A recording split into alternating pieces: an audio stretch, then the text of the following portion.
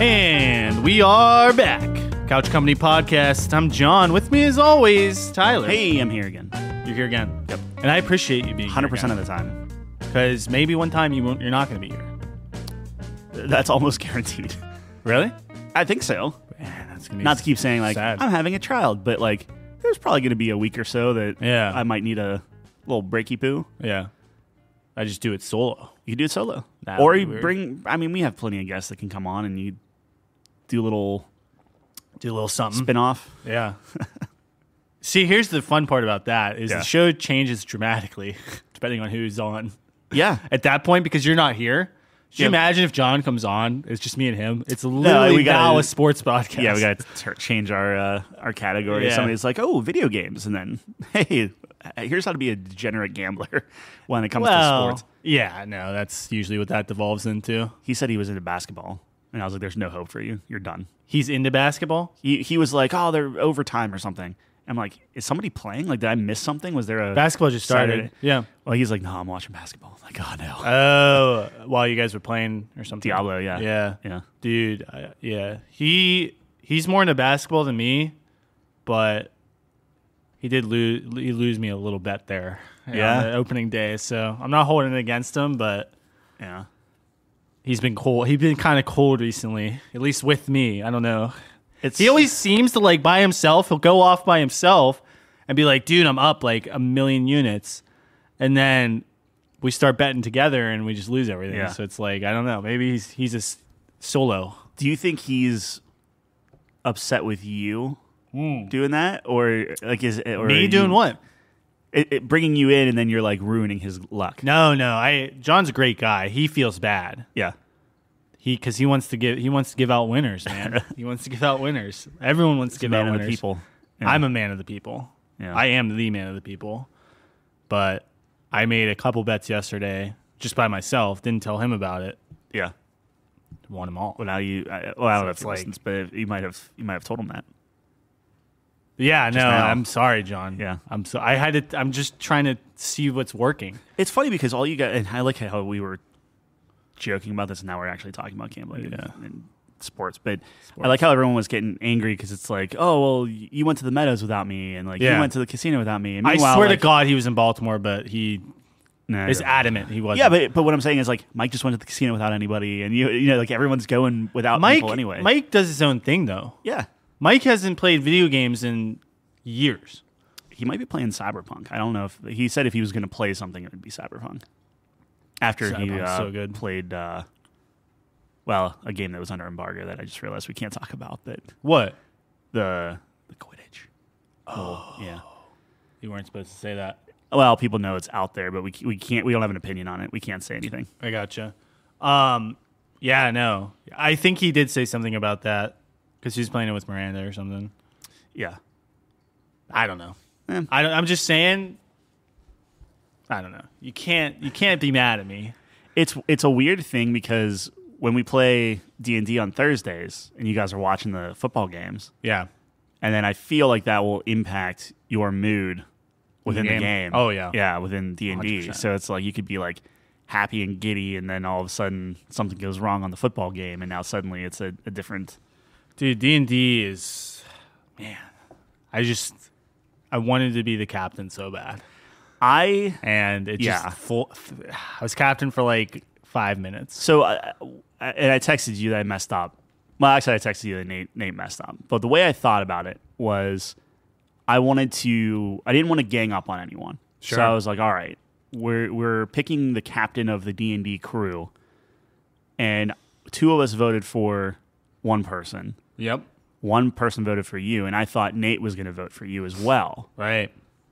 And then it would have been like, well, you were already captain, so split vote, you just stay captain. Right. And I thought that could just be like how that plays out. Sure. And then Nate abstains, and then you just lose. you lose captaincy in 5 minutes after I was 5 elected. minutes. So I was elected captain because nobody wanted to be captain. Yeah. So everyone voted for themselves.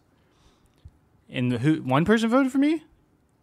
No, I voted for No, Dwayne. one person had to have voted for me because I won. Maybe John John did vote for me. Yeah. So everyone votes for themselves. No. Everyone votes for someone else, right? Yeah. And then you voted for yourself. So like everyone kind of has like 1 point because John voted for me, and then I am the last vote, and I'm just like, I vote instead for myself. of voting for John, you voted for yourself. And it was like, wait a minute, what? So now a 10-year-old's in charge. Yeah. Of the Who pirate you play group. as? I don't know if that came across, but you play as a 10-year-old wizard kid. Yeah. Yeah. Little wizard boy, and oh my god, everyone's face when that happened. Yeah. Because they thought I was going to give it to Tom. Yeah. Our, ranger friend. Yeah. And I was like, dude, it's my time. It's my turn to be listened to. But then he took it lasted anyways. 5 minutes because someone called for a recount, and I was like, okay, I'm a fair guy. Yeah. I did the recount. I lost in spectacular fashion, shockingly. And then we've tried to do another recount.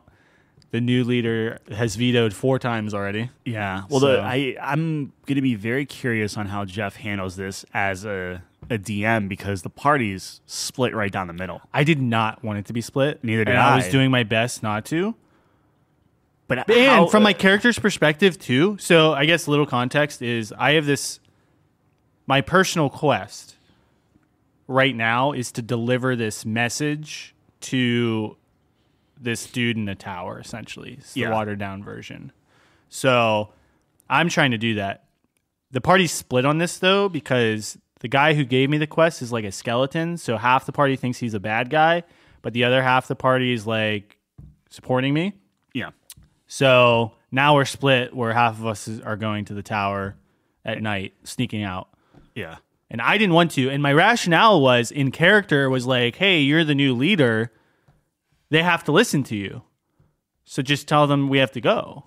Because, like, again, I'm like a naive kid. I'm like, I don't understand the complexities of just saying no. Of mutiny. Yeah. You know what I mean? So it's like, yeah, you're the captain now. Yeah, everyone has to do what you say. Yeah. That's how life works, right? So, yeah, I was trying really hard. But then I got a 20 rolled on me for persuasion. Which, persuasion... I don't agree with that. Exactly. Let's just unpack this real quick, right? Persuasion and deception are challenging. What would you call that? Social social interaction. Yeah. What would you call those stats though? They're not stats really. They're like checks or there's a word for them. But anyways, like ability, like abilities, it's sure, yeah. Scores or whatever. So, like, deception and persuasion are so difficult because when you're talking about player characters, especially when it's player character versus player character, to me, that should be complete role play scenario. Mm-hmm. Because it feels kind of cheap if you roll really well and then you didn't really even have an argument. And especially if you just immediately roll. Like, you didn't even try to provide an argument. You know what I mean? Mm-hmm. Like, I understand it a little bit more when you're going up against an NPC. But still, even if it's like Tyler comes up with an amazing argument to convince this guy to give us a piece of bread or something. Yeah. You know what I mean? It's like, whenever I DM at least, I'm like, okay, I'm going to reward that. That makes a lot of sense. I'm convinced as a person, so the NPC is going to be convinced, right? Mm-hmm. It's a little more complex when it's player versus player, but I guess it should be more of an honor system. Like, you made a really good argument. I think my character's on board. Yeah. And then you go with that. I guess long story long, the roll, I don't know. I just don't like I try to avoid the rolling when it comes to that. It's one of those things like if you want to roll for it, that's one thing, but then you cannot metagame. Like you cannot play above table. You can't try to pick rolls and different things like that because of everything you know about everybody else or what they're all doing or their thoughts and feelings above table and not in the game. Yeah. So I think that there's a little bit of a gray area where, like, to your point, if you just have high charisma or whatever, you can just bully everyone to do whatever you want. Like, you're not being charmed. Right. You know what I mean? Like, right. It's not like you have to listen to them. You can be like, that's a really good point. But like, I still don't feel good about it. You know, right. Like, you can still break out of that. Yeah, I don't I don't know, dude, because it's like, here's the thing too. Like, if you have high charisma and maybe you're not the strongest role player, which sometimes happens, I think we've all been there. Like, my character is much more charismatic than I am as a person, right? I don't know. I mean, you're your character. I'm just saying, like, theoretically, like, if you have a 20 in charisma, I'm not a 20 in charisma in real life, dude. That's like a silver tongue. That's like Han Solo, man. You know what I mean? Like, the dude's cold as ice. But at least you can do one of those things where you're like, oh, here's what my character gets across, or here's what I say, or whatever. Like, you're not actually just role playing it because the dude's too cool for school, but like, at least you're like summarizing it rather than just saying, oh, I'm going to roll, and then you're convinced. Yeah. It just feels cheap to me. Like, even if you roll and then it's like, okay, you rolled a 20 to convince me. Now let's craft narratively how you convinced me. Like, let's even work together on this. Right. I just hate when it's like, nope, I beat your score. You must do what I say now. Like you were saying, like, that seems like you're just beating people over the head with a dice roll. Well, that's the thing I don't understand, is because it's like, if the party is so split, because like you're looking at it where I'm not going to say my character is like a father figure to you. That's more of John's character. And mine is more of just like, I just find you fun. And I'm just like, I feel somewhat protective as we've been playing. It's like, okay, like my character becomes more protective of you. So me and John and then Nate's character are all, I would argue, and it's wild to say, but more parental-esque. Like, we worry about you being so young and impressionable, and like your pursuit of knowledge is taking you into some weird like magic places. Now, I hate magic, right? Right. So like, I don't trust anyone that wields magic, or especially if it's an animated ghoul skeleton guy that's like, oh, bring me the 10-year-old boy. It's like, no, that sounds bad. Right. So we were like, no, no, thank you. But then it's like, I don't see how we would have another big argument where like we do a roll off where like we're arguing back and forth and whatever, and then maybe it's something where like we're trying to convince you one way and they're trying to convince another way, and like you can kind of like craft it around like who kind of pulls on your emotions, right? So like for us, it's like, hey, we're trying to protect you. We're trying to, we'll get you what you want, but we're trying to do it this way. And the other guys are like kind of almost like the fast track, like, oh, we'll just take you right to the tower and give you over to this skeleton brother or whatever. Right. But yeah, it just seems like if it went to that place, like we're just gonna end up like just throwing down.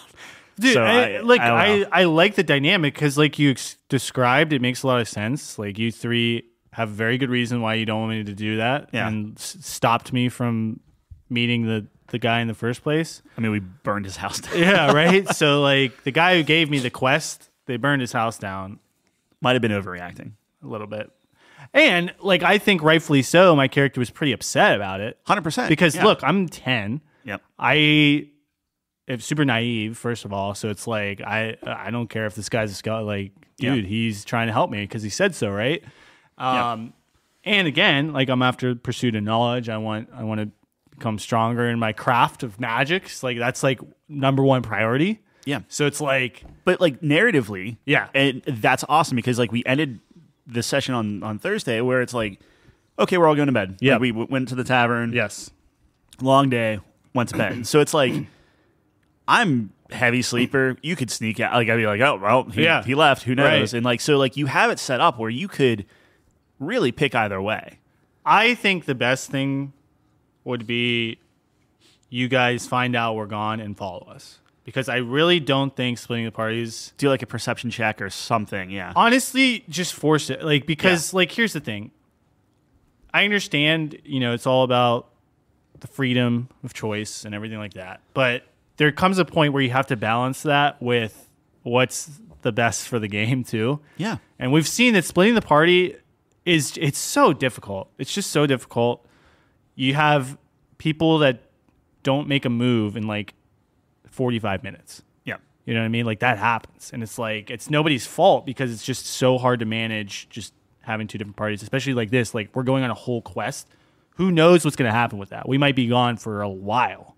You might die. We might be dead. Yeah. So it's like, I think that's the best way to handle it. That's what I would do personally, but you can get creative. I mean, that's the beauty of the game, right? You can get creative. Yeah. Maybe there is a way to handle it differently that I'm not thinking of, but if it was me, I would... Honestly, if it was me, what I would do is like now, like before the next session, you guys all roll stealth. Yeah. We all roll perception at like a disadvantage even or something like that. Sure. And it'd be like a lower check because it's like whatever, but like you have to like sneak out. Yeah, but John is an elf. Yeah. He doesn't sleep. Where do you sleep in his room? Probably. So like how would that even? How could you get out of there? I don't know. I'm going to the bathroom. They never like Exactly. And like John would probably know. That's a good point. So then that would be maybe If John anything, rolls in an advantage. Well, here's the thing. It's tough because I would tell John where I'm going. Because like John's been that I've traveled with him since day one. Yeah. That's how we came to this town. Like, so he's like the person I've known the longest. So I would tell him, hey, we're going to the tower. Like Milo is super dense when it comes to social situations. Yeah, like he doesn't know like, oh, we're sneaking out. Oh, Sure. don't tell the other guys. Right. Even though he's seen what they've done, he still is like, oh, hey, we're just going to go check out the skeleton tower, even though you don't want me to. Yeah. See ya. Yeah. No, that's fair. So I don't know. I mean, Ryan would argue, I rolled a 20. Milo should perfectly understand what the plan is, which is, I guess, kind of fair.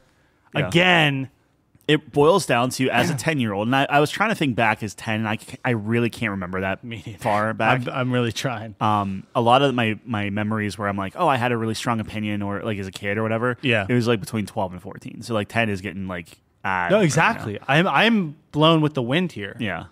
Now I have the luxury of like having a goal of like. I mean, you're a smart 10-year-old. Like you know what you want to do. I'm smart, but I'm socially inept.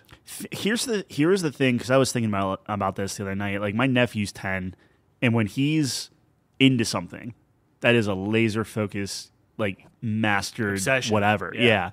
So like I could even see if you went like, well, no, I have to do this. Like I'm determined, I have to do this. It's worth the risk, and you just. Well, yeah, no, 100%. But I don't even think I calculate the risk. Like the way I'm playing him is like. When you're young and you're naive and you just think nothing bad ever is going to happen because nothing bad has ever happened to you. To you specifically, yeah. Like right. You're impervious. Bad things happen, but not to you. You're immune, yeah. Yeah, because you're the main character. Right. You know what I mean? So it's like... For 5 minutes at least. Milo doesn't care if they get assigned to go to a haunted house or whatever and like there's bad guys. Like it just doesn't cross his mind. Like the risks... But you got shot in the face. Yes. So like... I did. That's gotta. No, I mean that did dampen me. But think about like the next time I leveled up, I took all defensive spells. Yeah. And now in my mind, it's like, oh, okay, bad things can't happen, but magic can overcome anything. Yeah, you. Now I'm prepared. Now I'm prepared. I got you. So it's like, you know what I mean? Like it's like I'm falling into this trap of like, oh, I can solve for anything. Yeah. And like I'm ready to go now. Like this was my one. I faltered once, and now I'm okay. Because think about it. Every fight we've had after that, we've cleaned up. More or less, yeah. Yeah, and I haven't been hit since. I mean, I went down like 3-4 times, but sure. Right, but I haven't been hit since. That's fair. Right? Yeah.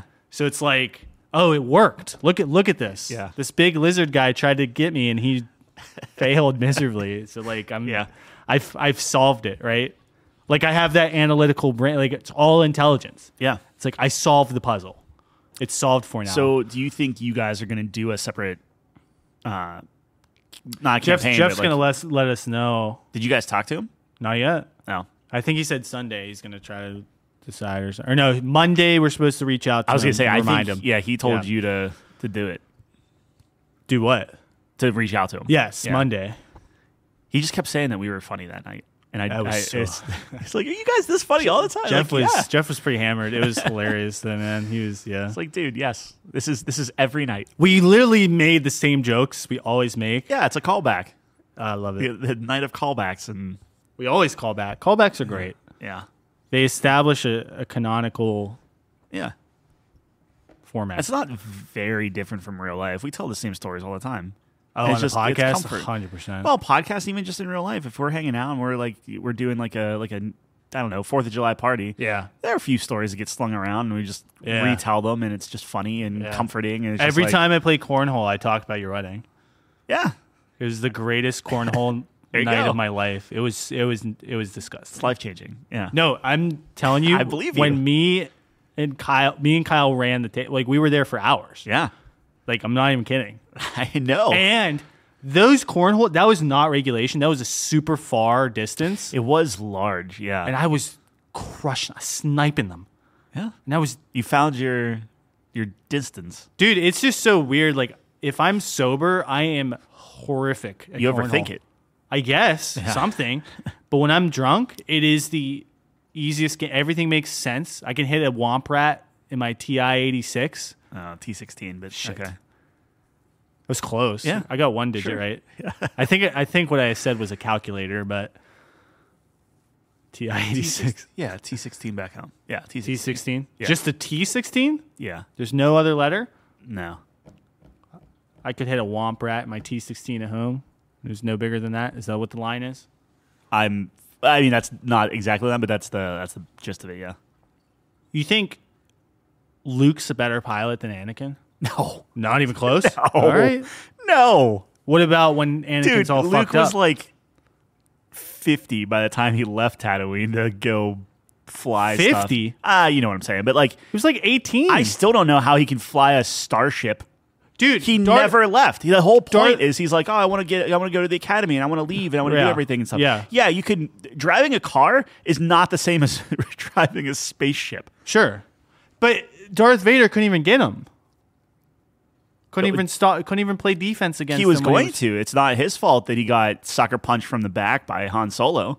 Yeah, but if he's the best pilot of all time, it's like he was wondering what's going on with why is my old mentor talking to this guy in the cockpit in front of me. because you're evil, bro. Yeah. I don't know. I guess not.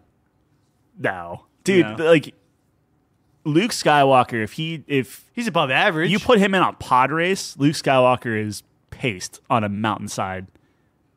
But you said he's good at driving a car. A T-16 is not a pod racer. Anakin was running pod racing when he was like 6 years old. That dude Flying through caverns, dodging Tusken Raider bullets. Like, no. He blew up a OP, Star Cruiser. He single-handedly destroyed the Trade Federation blockade from the inside. And again, when he was 6 years old, like, nah. Yeah. Isn't Plo Koon like the best though? Actually, yeah, sure. I thought that's what I read. Plo Koon's cool. I thought he was like the best pilot. That's what he was known for. I never got through Clone Wars, so I'm sure that's where a lot of that goes in there. I don't know. I just remember hearing that or something. But rest in peace. Screw Luke Skywalker, man. Whoa. I love Mark Hamill. You don't like Luke? I don't like Luke Skywalker. Really? I like Mark Hamill a ton. So let me be very clear. Okay. I like his character. Yeah. I like everything. But Luke Skywalker as a character is one of the least main characters. interesting. Yeah, probably. Yeah. No, I think you literally just hate all main characters. I'm trying to think of a main character I like. Indiana Jones. Yeah, Yeah. fair enough. Dude, I Luke don't know. Skywalker He's is- great. Luke? Yes. Yeah. Shit. Sure. Yeah, it's here. Yeah. Who's he better than? Everyone. Better than Han Solo? You're going to tell me Luke Skywalker's a better character than Han Solo? He's better than Princess Leia. I disagree, but okay. He's better than C-3PO. No. Yeah. C-3PO is so much better. No. C-3PO He has one bit, dude. He has one bit. And it he hits walks across every time. He walks across the fucking hallway, bro. And it hits every time. No, it doesn't. Dude, I get bored of that sequels after, like, the third are time. trash. And just him talking, and he still has that old Star Wars humor, the non-Disney humor. In the sequels? Yeah. In, like, 7 through C-3PO 9? is the only one that can somewhat do something. I'd say R2-D2 he sacrifices actually still himself, has it. man. He's like, hey, you know all my experiences and all my memory and everything I ever knew? Yeah, I'll wipe it for you. That's fine. Here, this'll let you read Sith. Or Okay, whatever. look. Yeah, Luke sucks in the sequels, but that's not his fault. No, it has nothing to do with the because sequels. In I the think Luke books, sucks he's in the he's- originals, too. He's awesome in the books. Luke, he's just waving his thing around and stuff Yeah. like that. Like, I don't know. Luke's fine. As a book guy, you should really be He pro is Luke. whiny. He's whiny. Whiny? Whiny. Whiny. I want to get off Tatooine. I hate everything you've done for me. Anakin's whiny. You protected me from... Anakin's whiny. terrible, too. Oh my god. What? You hate Darth Like Vader? father, like son. You don't like Darth Vader, man? I think out of all the characters ever in Star Wars... Oh, you ready for T-Dog Aphasia's hot take? This is Jesus. Of all the characters in Yeah. Star Wars, All right. I think Padme is my least favorite character. Oh. That's not a hot take And at all. I'm talking about, Rex from episode 2 with the forearms, keeps pulling his pants off. You're just like, at your Camino die. Yeah. Better than Padme. Is that the Death Stick bar? Diner? No, this is different. That's Rex's. The Death Stick one's in some Coruscant pub. Where is Rex's at? Tatooine?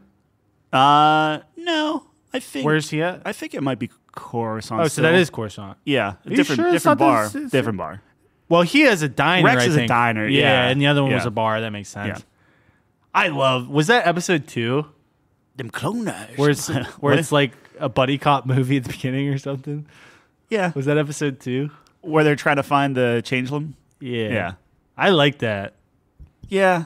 I like the buddy cop movie. I can feel everything going on in there. I don't know, dude. That was funny. Because that's the whole clone thing, right? The clone thing? Yeah. Yeah. The Clone They Wars? go to Camino and Yeah. Jango Fett. Jango Fett. Jango Fett sucks. Better than Padme. Better than Boba Fett?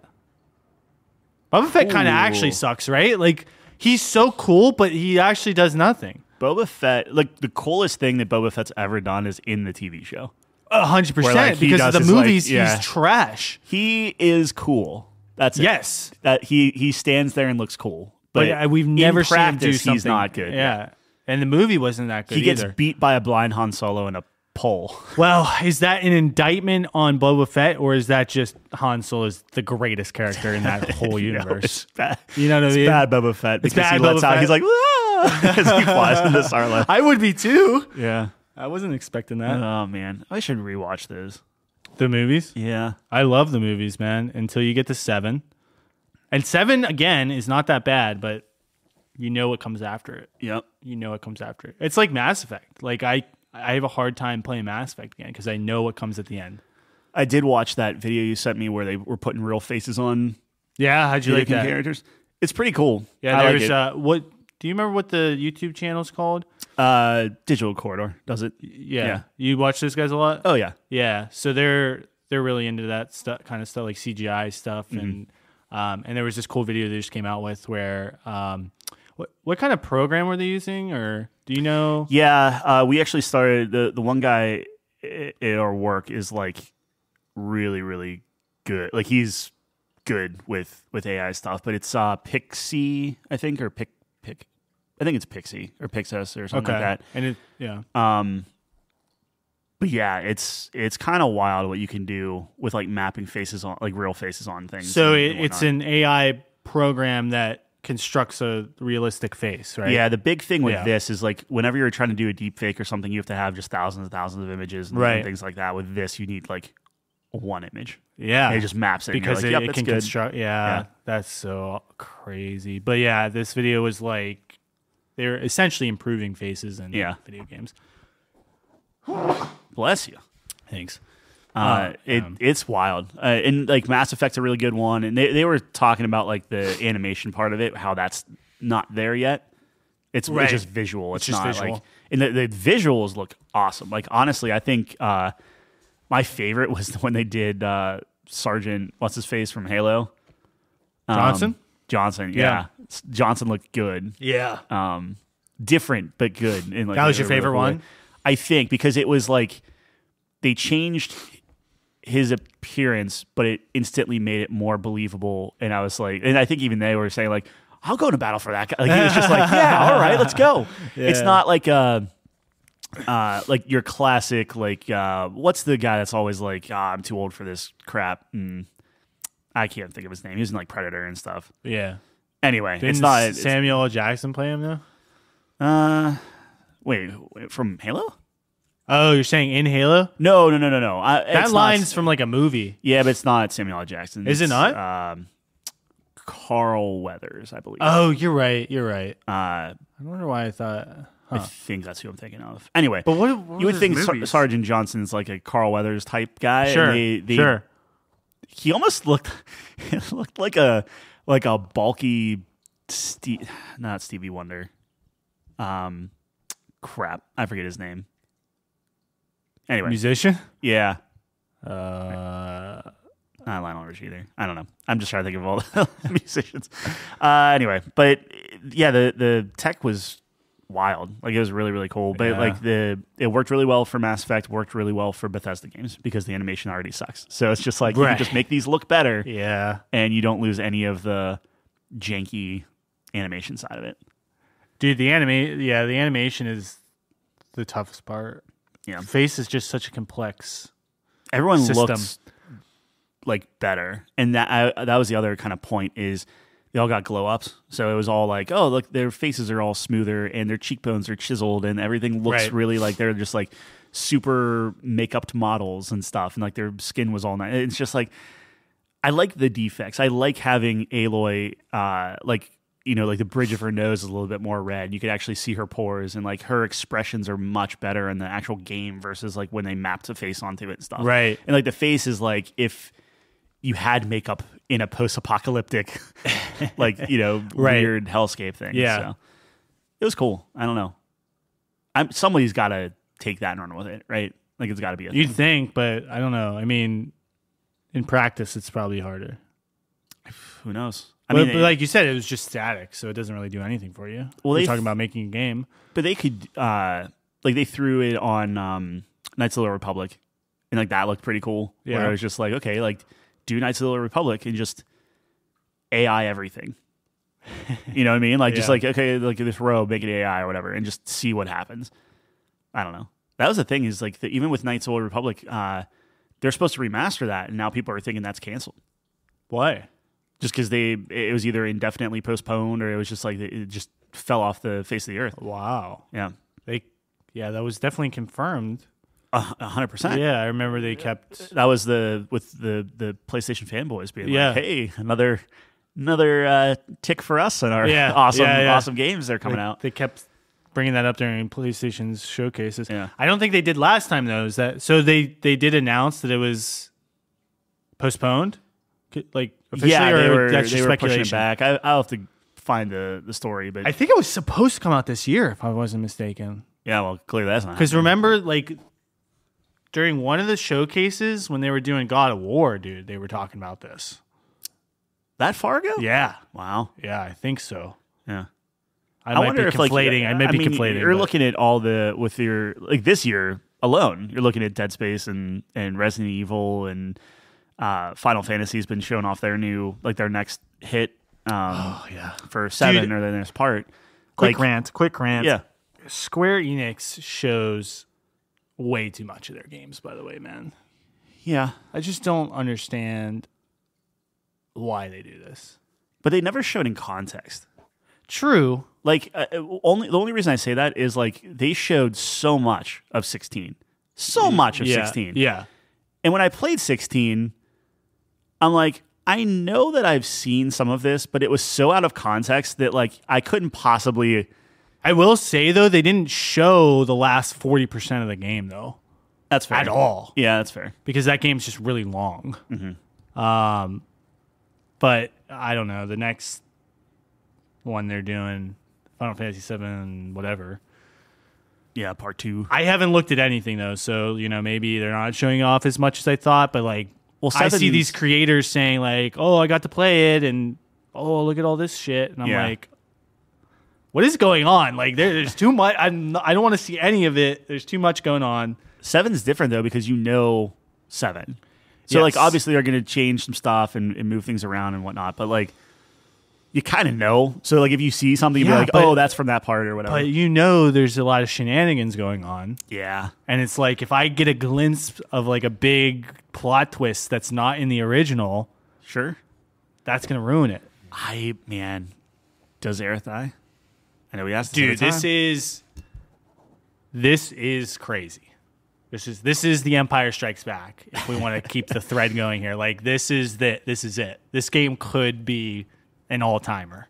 It could be an all-timer, or it could fail. They could push too far. I have full confidence because Final Fantasy VII Remake was so well done, and I know it wasn't everyone's favorite. People had some problems with it, but let's just again conceptualize what they were trying to do.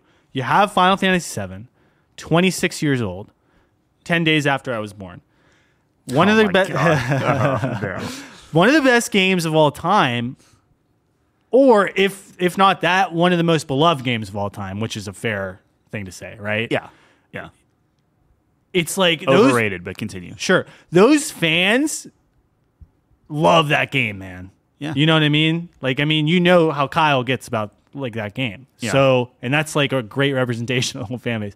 So it's like, if you're able to do it justice for the remake, where it's like you really, like, I think you'd have to admit the key plot points that line up with the original were really well done and really well imagined in the modern era and the technology that they have now. Now, I know people kind of are split on the extracurricular shit that's going on, but like, I think what they demonstrated to me, at least, is that they understand the property and care about it, where they have a very good understanding of, okay, here are the moments we must do correctly and must keep and preserve, and then here's where we can do creative liberties. So, I don't know. Based on the first game, I trust the process. I think this is shaping up to be a big one. Showing your hand with like Sephiroth early and things like that, is that... I think it was genius. Yeah? Okay. And again, look, you got to consider that my perspective's totally different on this, where it's like, I played that one first and then went back and played the original. Yeah. So that's a huge difference, right? Than someone who's I did grew up with it. Played it for the first time. I played through 7 and while Kyle was watching and everything, and then played the remake. But again, different perspective for you because you played it as an adult, right? 100%, yeah. Like if this Final Fantasy VII was your Grandia 2, man, would you be on board? Yeah. I don't know if I would have liked it as... I wasn't a big RPG guy. The thing that stuck out for Grandia specifically was the combat. True. And I think Grandia has more fun combat than Final Fantasy. I agree. So I agree with that, dude. Grandia's combat is because I a had lot of fun. Final Fantasy VII. Oh, you did? I couldn't beat for the Dreamcast. No, for PlayStation. Oh, was it only for PlayStation? Yeah, and I couldn't. I couldn't. The other beat Final Fantasies were on Dreamcast. The Is main that right? dude. The what? The other like the ones before 7 came out on Dreamcast. Not that I know of. No, they were on a different platform, I thought, and then like 7 was the first one that was like it's now Sony exclusive. Because I mean, they were on like Super Nintendo and stuff. Super Nintendo. Okay. Yeah, you're going the opposite way, dude. That's before my time, man. Yeah, that's fair. PlayStation 1 was my first console. Anyways, what were you saying? I was just saying that I had Final Fantasy VII. Yeah, I played. You couldn't beat which guy? The little cyborg, not the cyborg thing, like the little robot Scorpion. Oh, at the very beginning of the game. Yeah. Really? I mean, I was 9. I was just like, I didn't understand the mechanics and trying to like see what I was doing. So I was like, why I keep dying, and I got frustrated and stopped playing it, and I played something else. But imagine you got through that hurdle. Yeah. The dopamine hit. Yeah. I just didn't like been your favorite game of all time. I just didn't. Yeah. But this is how people explain it to me. It's like you're playing that game, you're in Midgar, and you're like, oh, okay, this is whatever. Mm-hmm. And then once you get out of that, that's where everyone was like, wait, what? This is like a whole world. Blah, blah, blah. Yeah. So that's where this game is going to be. That's why this is the big moment. Because like we just played the first one, which I thought was really well done, was like the intro of the game, right? Do we see this as though like, and I don't know if they confirmed or denied this, like, do you keep your stuff, or is it literally like, here's your new game and that's it? And it's not a carryover. Oh, right. I think that's how you have to do it. I think they confirmed something, but again, I haven't watched anything because I don't want to accidentally. I want to be fresh, dude. I really but the reason why I asked that is like, okay, I played it on PC. Yeah. So if it comes out, sure, we'll play it on PlayStation now that I have a PlayStation. Yeah, so it's like, does that carry over? Am I just starting fresh? Like, I don't know. I don't know how much of it. Like, I can't imagine it being like. I would assume you get all new stuff. You probably get all new fairly stuff early right on. Yeah. So it's just like, okay, well, what's the point? You know. You mean what's the point of carrying your save over? Oh, I don't think you will be able to carry your save over. So it's my guess, and I think I can wrap my head around it rather than being like, okay, here's the full game. It's like, okay, here's Final Fantasy 7. Here's Final Fantasy 7-2. Here's Final Fantasy 7-3. Yeah, I think what they'll do is like they'll give you some stuff. You know what I mean? Like, you're not going to start with nothing. You're going to start with some stuff. Sure. Like, it should feel like a continuation. Yeah, like but it's like... It's not going to be a 1-for-1 because I don't think they're going to pull saves in. If they did, that'd be cool. But yeah. But, like, even Mass Effect doesn't... Yeah, you start anything. fresh. Yeah. But they wrap that in narratively, though. Like, you Right, well, I'm saying, like, die in the second one. Final Fantasy could probably do that, too. We'll see. Yeah. I don't know. No, well, I don't think so. Because the game's going to start, you're going to Calm, right? That's the next step. So you're literally walking from Midgar to Calm. That's when Cloud tells you about the flashback of how he knows Sephiroth and shit. So nothing really happens where he loses his stuff, unless you're going to do something new, but that would be new, right? Yeah, I don't know. But again, just goes to show why Mass Effect's the greatest trilogy of all time. Like, what other game does that as well? I mean, here's the thing. They still fumble it.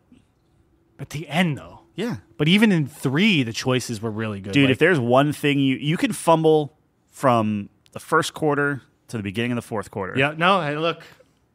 You can't fumble at the end of the game. All that people are going to remember is the scoreboard.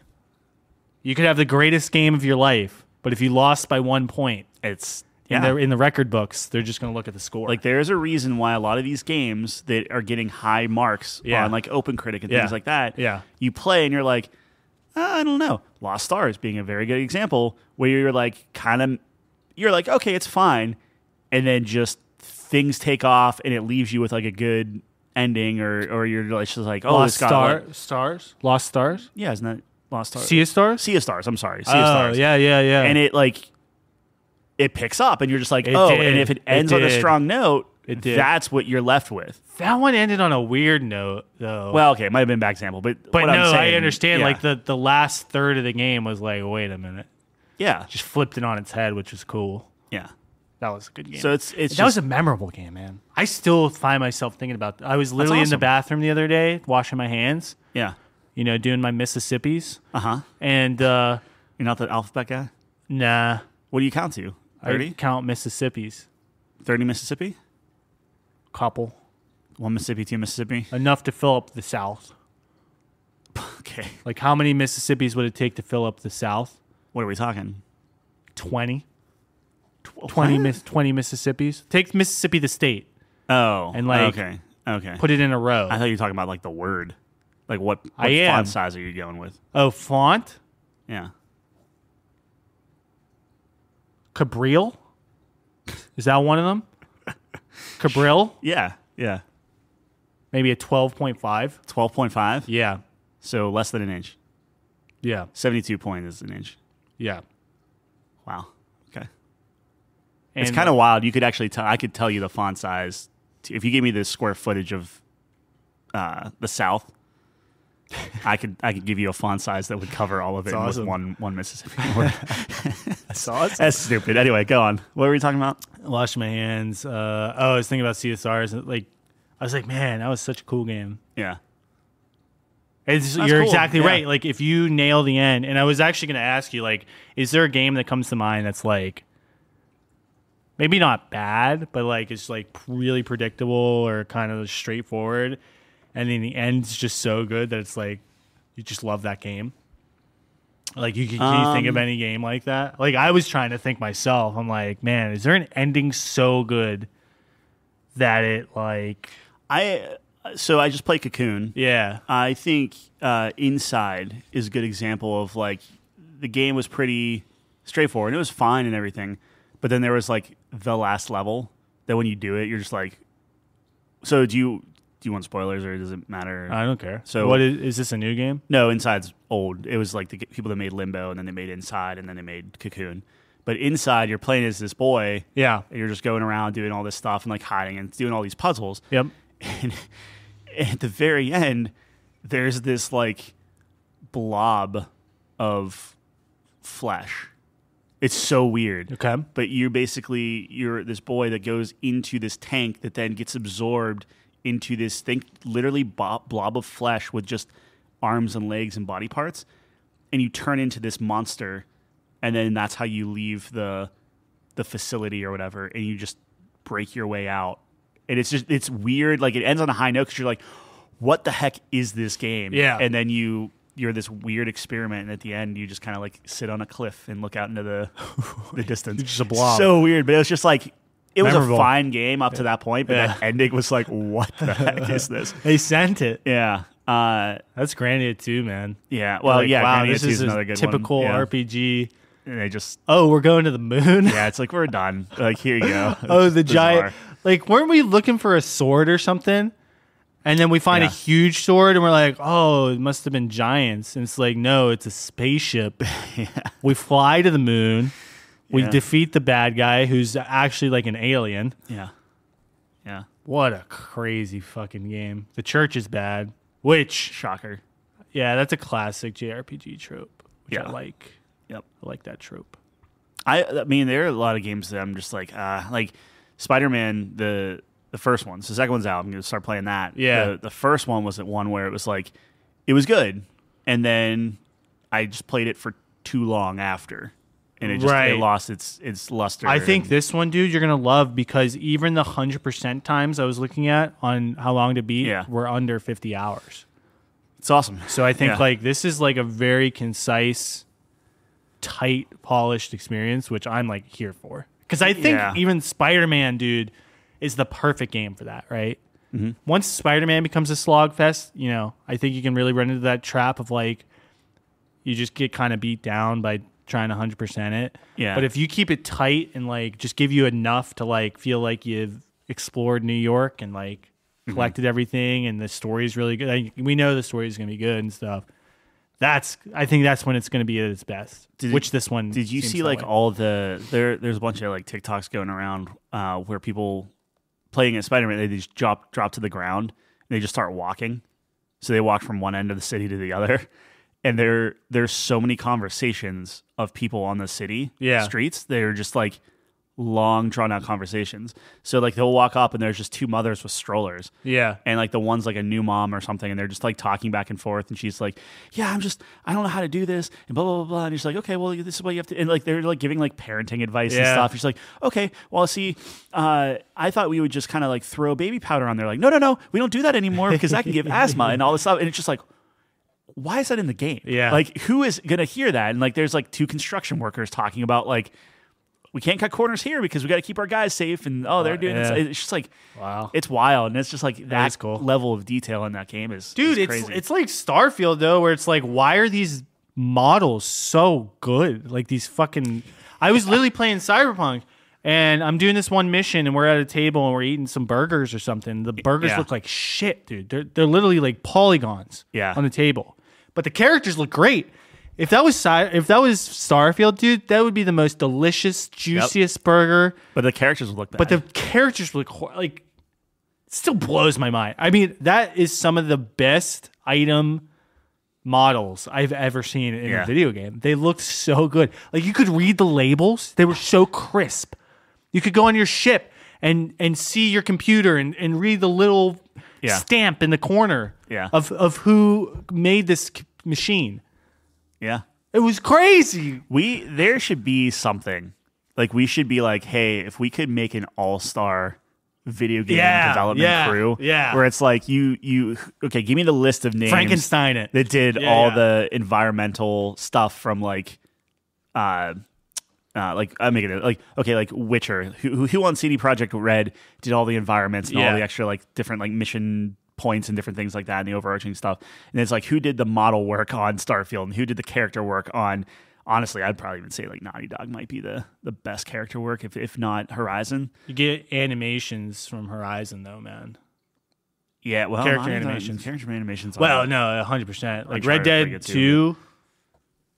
Man, that game looks good. Yeah. Well, that's what I'm saying. Weren't you saying that was overrated though? You didn't think it looked that good? No, I think it looks great. What I'm saying is like Red Dead 2 is not a pause and take a picture of it as much as Horizon is just so fantastical and gorgeous, and Horizon isn't accurate, right? So like Horizon specifically, and Sea of Thieves is a great example of this because they specifically would like there's a time of day, right? Yeah, it goes, but they linger on the dawn and they linger on the dusk, whereas like it just looks good on the water. So they're like, we're just extend that a little bit. It's like an artsy version of it, and there's always a beautiful sunset. It always looks, so I would say Cyberpunk looks great. Like there's some scenic places in that game. Yeah, like the macro world is awesome. If you get the macro world of a CD Projekt Red game and then the micro of a Bethesda game. Yeah, right. No, I mean, hey, there you go.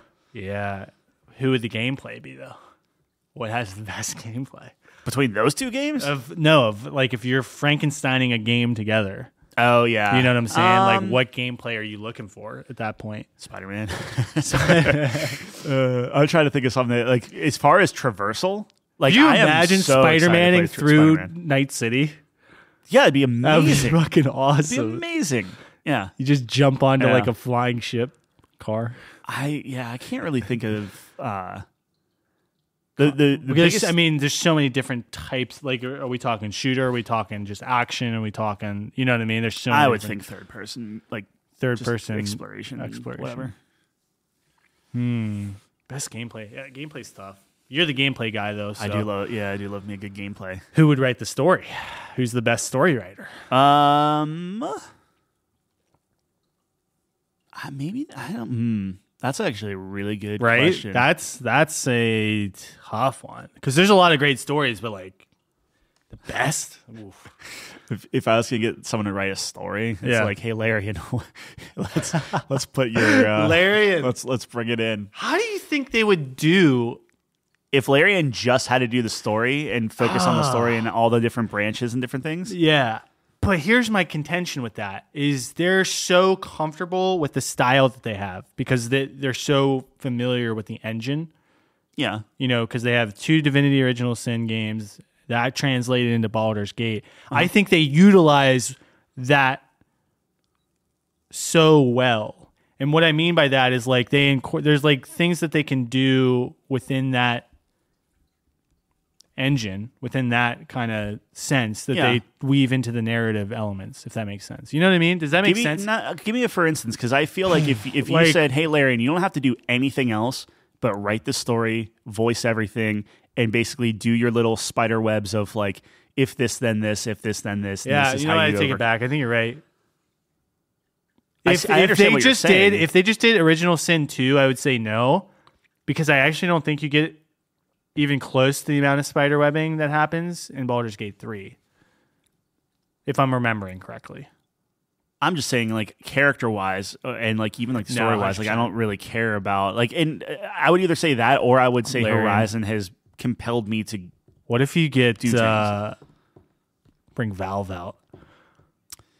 Yeah, like where would Valve go? Wouldn't that be kind of nutty though?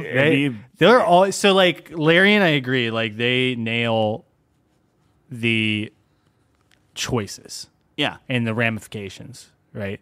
Like everything has a consequence and something, and the freedom of like you can do whatever the fuck you want. There's more than one way to skin a cat, right? But Valve is like Portal 2 is just so good, and everyone loves Half-Life, and it's like. The way they tell stories is really interesting.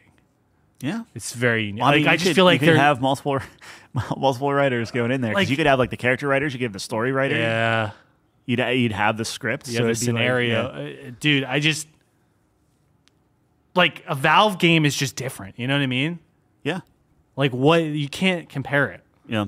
The way they see, I don't have as big of a crush on Half-Life just because it's a little bit older. I don't either. So I've never played them, but I know that people do. Portal is great. Like the humor is awesome. Yeah. But the world's always just to me like the world's just interesting. Like when I was playing Portal, I was always like, man, like interested in like, oh, what is this facility for? And like especially when you go down to the basement, you kind of learn the history of what was going on. And it's like I just always it just leaves you with the sense of you want to learn more about the world. Yeah. You know what I mean? It's just such a weird and interesting place. And and the fact that it's like you say it's a world, but you're confined to this one facility. Yep. That's the beauty of it. Like imagine what they can do if they had everything at their disposal, or would you lose the luster of the mystery if it's like a giant game or right? Yeah. So that's an interesting point too. Or you just bring in different people for different sections of the. It's like this is the portal. Oh, you have a Valve's area. Yeah, Jesus, that'd be cool. I mean, gameplay wise, like if you're talking even first person, like you got to bring in Respawn, or you got to bring in Bungie. Hmm. Like, I don't think you have better. I don't think you have better gameplay than Respawn or Bungie from a first-person aspect. Or bring in really? Or bring in people that made Doom. Yeah, Doom's. It just depends on what you're looking for, right? Yeah. So, like, I think from a crispiness, from like just like a shooting, like it feels good when you land those shots type of thing. I think Bungie nails it. From a traversal, fun, creative way of doing things in first person. Yeah, I think that's where you have the Respawn guys from like a Titanfall, right? Sure. And then for Doom, it's just like craziness Carnage. and movement and like just but like imagine like you're exploring. It's like a third-person game, and then you just do this one mission where you have to just go into the bad guy's base and just mow him down. Yeah, just like and a it just zooms into first person. The Doom music kicks on. And you just start destroying. See, that's the equivalent of a video game where it's like you have these movies, right? Where it's just like they have 100 big name actors that are just like, we'll just like the have Expendables a line or something. Yeah, even more so than the Expendables. Like what? Wow, man, what was it? There was like one movie. The Departed. Departed is good too. Like, but Departed is like a serious movie. I'm talking like there are dumb movies where it's like here's 100 actors. But The Departed does have like so many like yeah. And I think they were all young enough. It was just like the perfect storm. So it's different than what you're describing. But yeah, I always like bringing that up. But it's like, I can't believe. And then like, I'm trying to think. Like you have everyone from Morgan Freeman to Ryan Reynolds to I thought Julia the Expendables Roberts was like a good. That's like it that's is, what that but does. it's all like action people. Oh, where like I'm talking a movie that's just like there are so many actors in there that you're like, maybe one of those like rom coms. That's what I'm talking about. Yeah. I keep wanting to say Hairspray, but that's not the right Hairspray. One. It's not. Yeah. There's like maybe something 40, something I don't know. I can kind Love of After visualize 40. it. No, it's like there's like a checkerboard poster. I don't know. Anyway, that's what all those things do. It was probably one of those Christmas or Valentine's Day ones. Yeah. Like a love, like a love actually and stuff, or yeah. Anyway, but what I'm saying is, you need a video game like that where it's just everything, every genre. But those aren't ever the best movies, though. No, but it's just a fun, dumb, like I don't know. Titanfall still is. Well, actually, I mean, here's a perfect example: is like Mario Odyssey, where it's just like every level is completely different with new mechanics, and it's just like it just puts a smile on your face. It's just dumb and like awesome. Yeah. And what's going to be next? Yeah. Speaking of Mario. Yeah, how's that going? Mario Wonder. I'm wondering why it has a 91. Oh, wow. I Interesting. Did not expect you to go this path. It's fine, but I'm not like sucked into it by any stretch. And it might just be me being old. But Mario has become very kiddie, right? So it's like this like I don't want dialogue in a Mario game. Mm-hmm. Like I don't need like thank you for Bowser's getting blah blah blah blah blah. Like back in my day, oh boy, Bowser came, he stole Peach. Yep. And you're like, I'm just going to get him back. I'm just going to stomp on you. I don't need a dialogue for every boss I go and defeat or whatever. Like, oh, my dad's going to beat you up. Like, okay, Kitty Bowser, I'm going to kick you out of here. Like, we getting some Dark Souls lore on Bowser's family? I don't know. And it's like, there's no stakes. It's that they made up some new character that Bowser's like, I'm taking over the Flower Kingdom. So you have the Mushroom Kingdom? Yeah. Well, now they're in this like Petal Flower Kingdom or whatever. Oh, they left the Mushroom Kingdom? Yeah, because you can play as Peach and Daisy. You can pick any Mario character you want to just go through it. So already it feels a little weird. Yeah.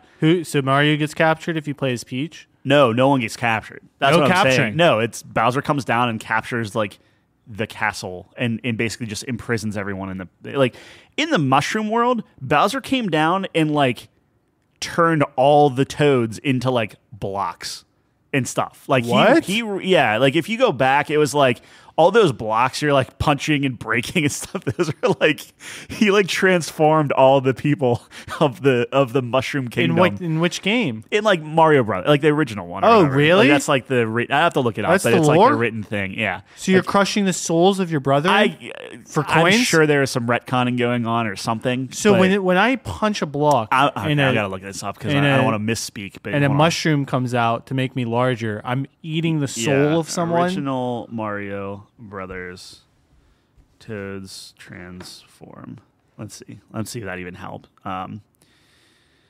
Okay. In the game, the peaceful toads of the Mushroom Kingdom had been turned into various objects, such as bricks and pipes by the evil King Bowser. However, some of the Princess Toadstool's loyal servants were known as the Mushroom Retainers, were simply kidnapped. Yeah. So that's... I mean, it's one of those things, like, I'm sure no one thinks of that way anymore, but, like, that's how it became. Like, one was Bowser just was an ass. And then in this one, it's like, I'm turned into Bowser turned into, I don't know, like a bigger Bowser castle or something. I don't know what you're saying. Anyway, so I'm not enthralled, and not that Mario ever had a good story, but like the little bit of story they're trying to do here, I don't care about. Playing on the Switch sucks still. It hurts your hand. Like, you have to play on with a controller or something, or my hands are just not, like, it hurts after a while. Like, I don't like it. And then the movement, I was watching the Digital Foundry one. They were saying that it's like almost like a cross between Super Mario U and Super Mario World, where Super Mario World is a little bit more precise. Like, whenever you're like sprinting and you stop, you're not like still moving 10 feet after you stop or whatever. This one still doesn't feel good to me. Like, it's still not precise. It still feels floaty and like you're always on like ice and stuff like that. And I don't like that. And the when you're running, you have this like spin up animation that's almost like a Sonic thing in a weird way. But it's like this momentum where like you're sprinting, but it still takes you a second. Like, you start out slow and then you start running. And I just don't like how it feels. It feels better than Super Mario U, like the ones that they came out with, the side scrollers. But this one is just like And then what's your favorite movement from any Super Mario World? Super Mario World, easily. Which the original? Yeah. And it would either be, well, Super Mario World is the one with like the cape and stuff. So you have Super Mario Brothers 2, 3, World, and then Yoshi's Island. What system was World out on? Super Nintendo. Okay, so this is a while ago. Oh, yeah. Yeah. But that's the best movement. That's the best Mario game. Well, yeah, but that incorporates I think it's the best movement. I think Yoshi's Island is also very good, but that's kind of apples and oranges. Yoshi's just a different character. Right. Yep. But yeah, I don't know. They're like little flowers throughout the world. I saw that. Yeah, when you walk through it and they like talk in English. Like, you could do it. And it's like, can I turn these off? Like, I don't want these. And it's always popping up tooltips of like, you can go online and have people help you. And I'm like, no. And it's like, you can play as Yoshi. You don't take any damage from enemies. I'm like, well, what's the, like. I think they're really, if we zoom into the whiteboard meeting. Yeah, it's kids. I get it. Kids. But like, which is I smart played Mario when I was a kid. Yeah, you know what I mean? Like, it was hard. It still is hard. Kids these days need their handheld. I don't like it.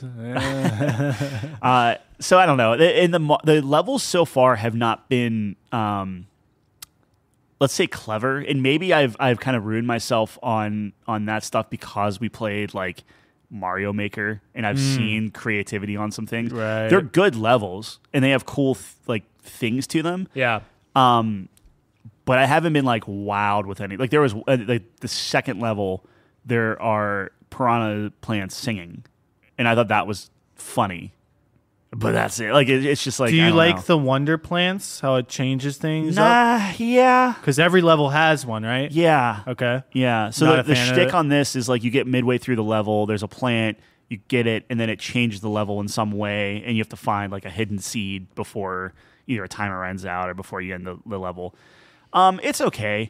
Like, I haven't seen anything that's like awesome with that yet. Mm-hmm. How far are you, would you say? I beat the first world out of, I think, 5 worlds. So I'm on the second world going through that. And it's fine. But like, even little things where like you go into these like side quest things that give you badges for your hat. But it's not like Mario Odyssey. It was so integrated and just felt natural and good and stuff, like with the hat interactions and stuff with it. Like, it felt natural. Sure. With this, it's like you have to like pick what hat you want to wear in the beginning. So like, some hats will let you like when you jump off a wall, it actually jumps you straight up instead of over, or you can press and hold the shoulder button to like float down with your hat, or at the start of every level, you just start as Super Mario or whatever instead of like the little Mario. Yeah. So I don't know. It's like another gimmick thing where I'm like, I'd rather just turn it off. Like I don't want that. I want a normal side-scrolling Mario game, and maybe that's just me for not wanting. Like I want the evolution to be in the stages. I want the evolution to be like, oh, cool, like back in 3 you had a tail and you kind of flew with that. In Super Mario World you had a cape and you had Yoshi and you had, it's like, and here's all these other things. And like this one, it's like... But you have to find it throughout the level. Right, yeah. But with this one, it's like you have a flower that changes the world-ish that I don't really find... I feel like it's more of a chore because like the collectionist in me is like, okay, well I have to like get all the coins like Yoshi coins, or I have to get all the seeds because you have to have so many seeds to get through to the next level type of stuff. So it's not just like beat a level, go to the next one. It's like you have to beat a certain amount of levels and you have to get a certain amount of seeds to then progress through the world or whatever. Yeah. I haven't seen too many secrets. It's fine, I guess. And then they really like the elephant thing. Like, I don't know if you remember Mario turning into an elephant. Yep. I thought that was like going to be a level where it's like, oh, you're Elephant Mario. Isn't that funny? That's just a power up. Oh. That's like Frog Mario and Raccoon Mario and or Tanuki Mario, whatever.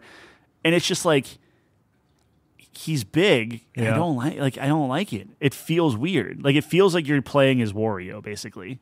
Like you're just fat and it doesn't like you can, but it's like judging the blocks is just a little weirder and stuff. And right. I'm just waiting for that thing to really catch me. Sure. And I'm just playing through it to play through it. It's not like I love it. You're 1/5. So. Yeah, which is the scary bit. Yeah. Because that's 1/5. That's 100% 1/5. Yeah. So like I went through every level, which if you run up to the different levels, you can only see the star difficulty, like how hard it is to get through it, which I actually do find pretty accurate. There's like a 4 or 5 star one that I actually had to play a couple times because it was like they had some BS buffoonery going on where I'm like, okay, whatever. Right.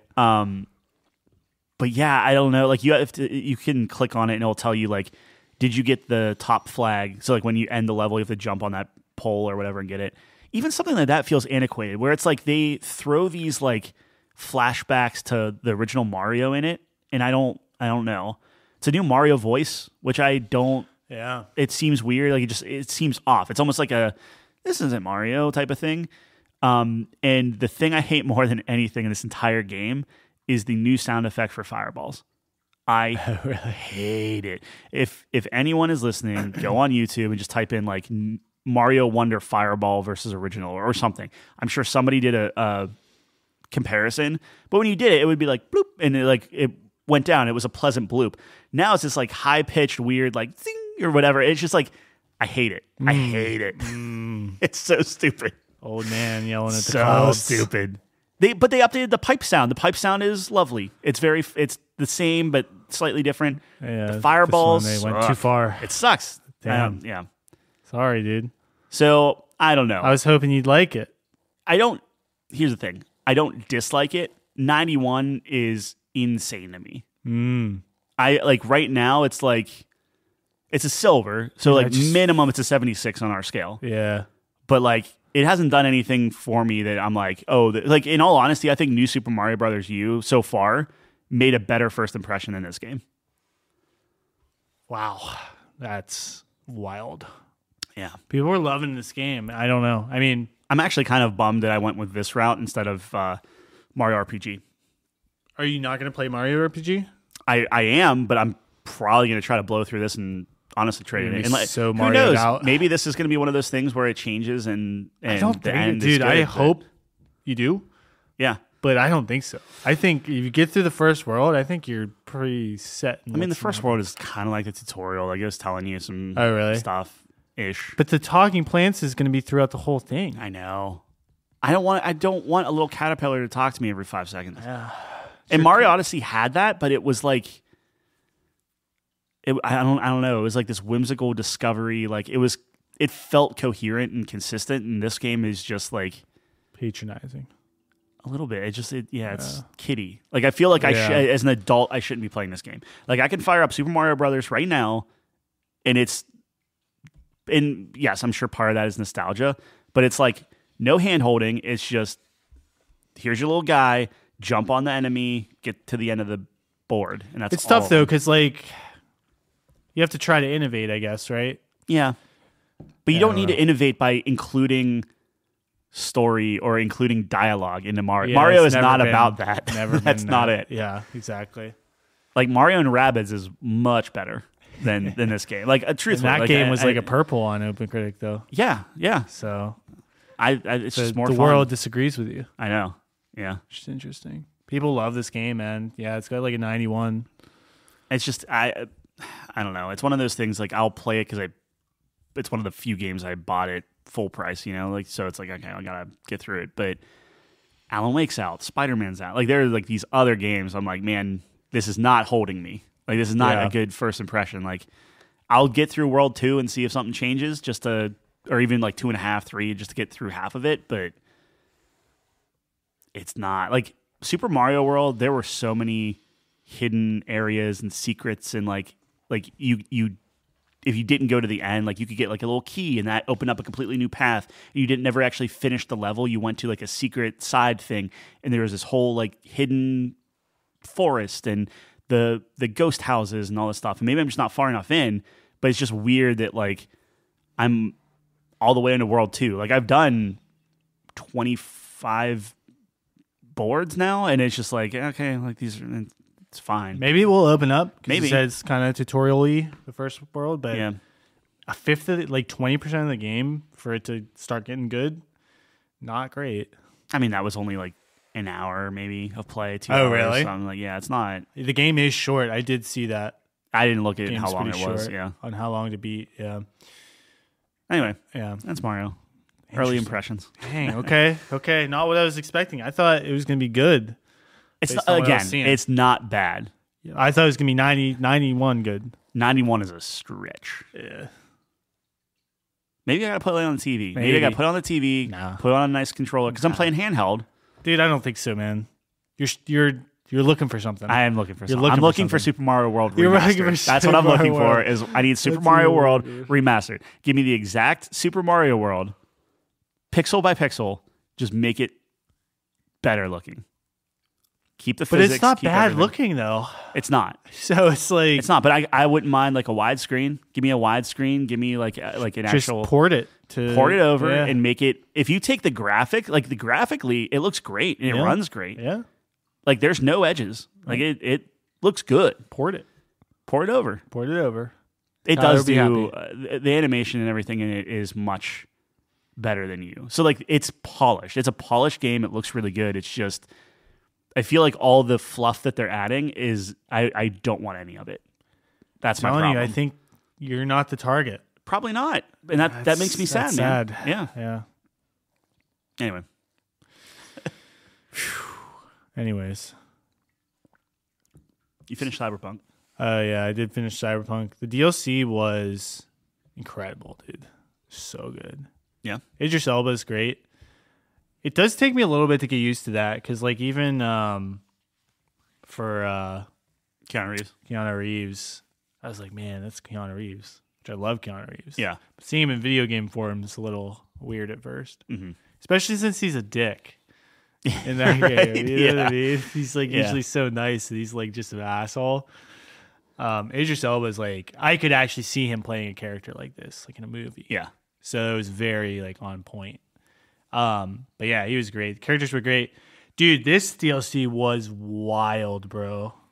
It starts out crazy and it's just crazy. It was like just a different level. I feel like compared to the game gets kind of wild too, but like, I don't know. Do you plan on playing it? Yeah. Oh, okay. yeah. So I'm not going to spoil anything. Yeah, I wouldn't but spoil man, is it wild. Does it stay contained in the new area? Yeah. So you could... But you can go in and out. Right, but like let's say if you're going to rate this thing. Yeah. It's easy enough to like section it as its own thing. Yeah, no, I think it is. Like honestly, it's just like a really big side quest.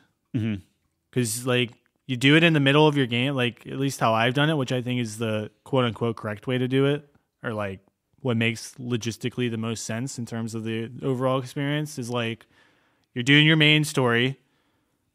You get contacted by this chick. She's like, I know you. I can help you. Does it telegraph like this is the new content? Or do you just kind of stumble into it? Well, in Act 2, she calls you. And she's like, hey, I need you to get over to Dogtown, which is the new area. Oh, okay. So I got you. It does telegraphic. And it's nice in the journal, too. You can see the specific Phantom Liberty missions are labeled. Nice. Yeah, okay. So it's nice. How long is it? Because this is what, like, maybe 30, like 10 hours. Okay, so like $30 expansion. Yeah. Nice. No, it was perfect. But that's just probably like the story. I mean, there's like a lot of side quests and gigs over there. Like, you know, it's a whole new area. So, dude, it was awesome. I don't want to spoil anything because it's just like there's so many things, but there's big decisions. And, dude, the decisions you make matter so much, completely change how it's going to end for the DLC. Crazy. Like, I can't even spoil it. Are you talking the ending of the DLC the side quest or like the big mission or whatever? Yeah. Okay. But it'll change the gameplay. It'll change everything. Because I chose this one thing and then things changed a lot. And I was like, what the fuck is going on? What game am I playing? Yeah. I was like taken aback. And then I looked up, when I beat it, I looked up the other side of it on YouTube. Totally different game. Is it wild? Is it just two? You pick one or the other, or is it like multiple branches? I think there's mainly two, I think, but there are a couple different scenarios, I believe. Gotcha. Like there's two choices, and then it could branch a little bit depending on how well you do on each of those paths. Wild. But it was great. I thought it was well acted, well written. Nice. Very cool. And that's it. They're done with Cyberpunk. They're done. Yeah, they're going to Witcher now. They're going to Witcher, which is a little disappointing, but I guess makes sense. But yeah. Yeah, you never really played Witcher, huh? I played Witcher 3. Oh, did you? Yeah. Okay. You didn't like it? It was good. Yeah. I don't know. It's not like I'm not like a huge fanboy. Yeah, I just like Henry Cavill at this point. Like I like him more than the games. The game was good, dude. I mean, the game's one of the best ever. CD Projekt Red, they had a little fumble, they had a little rocky road, but I think they recovered though. Yeah, like if you haven't bought Cyberpunk, this is the best time to buy it. Yeah, it's one of those things. Like, and I hope this is the case, but I hope that they can be like, they use that as the pointer. Like if they're like, hey, we need to delay this game because we need to polish it, and like the leadership, corporate bigwigs at it are like, no, this has to get out or whatever. Now they can just point to it and be like, hey, you see what happened here? Yep. And how it took us, 2 years or 3 years to get back? Yep. And I forget how much it was. What was it, like $60 million or something to redo what they messed up? Yep. Like, I feel like overall that could be a good thing for them in the future. So like as they're doing like Witcher and they need time, maybe they'll be afforded it. Or maybe they won't and they don't learn from their mistakes. You think they'll come back to Cyberpunk? Oh, 100%. They have to, right? With sequel how well this is received? Or I hope a sequel. I don't think they won't do it like another expansion. No, I understand. I guess what I'm saying, like, you think it'd still be V or a different character? I mean, oh, that's a good question. I don't think V is good enough to, like, the story ends, right? Like, I wouldn't try to pull them back in. Like, if you have all these different branching things, like, start a new character. What about those side characters? Do we see any of them? Cameos? Yeah, maybe. Okay. I would, maybe like a nod here and there. I know there's going to be a nod, but I'm talking, will we get to interact with someone from the past games? Would you Or is it just going to be a text thing like, V was here? Oh, yeah. I don't know. Pan Am was here. That'd be interesting. You know what I mean? Like, what if, because like in my game, I'm all like, oh, upload me the mainframe, baby. Right, yeah. That's what you so do. like, I wonder if that's something where it's like you can like communicate there or get a little like Johnny Silverhand cameo or something. That'd be cool. Do you want the same city though? Like you'd want something new, right? Oh, but that's the problem. Like Night City is the setting. There's no other There cities? is, but in the game, I think it's Night City. I don't know. I've never played the tabletop game because I think that's what this comes from. But that's like it's in the U.S., right? Yes. So like, what's the rest of the world doing? Well, I think there was a nuclear fallout. Yeah. But no, there are definitely other cities because like if you're a street kid, you went to Atlanta and then came back to Night City. This one chick I was talking to was born in Brooklyn. Like they're cities.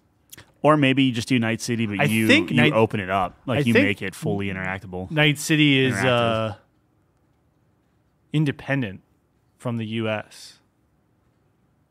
I mean, you would know better than I do. I wasn't super. There's like all this lore. It actually goes into so it's the new United States of America and USA. Yeah. Very interesting. Yeah, it goes into all that. Anyways, I thought the TV show, like the little anime was. Did you watch that? More, oh, yeah. Yeah. It was more. It drew me in more to the world, and I actually cared about the world more from that than I did the game. Yeah.